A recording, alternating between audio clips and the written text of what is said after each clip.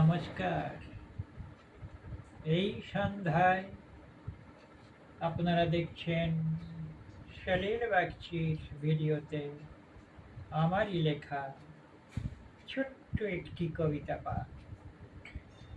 কবিতাটির নাম হুলোর ঝগড়া।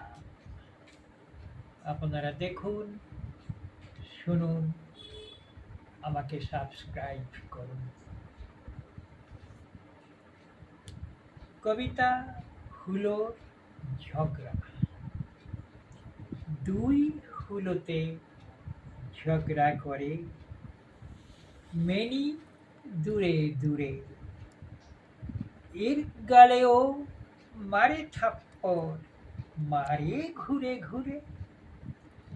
ভীষণ রকমে চেঁচানিয়া দিয়ে লম্ফ ঝম্প, দেখি ভয়ে উঠল যেন মেনির বুকে কম্প। নমস্কার।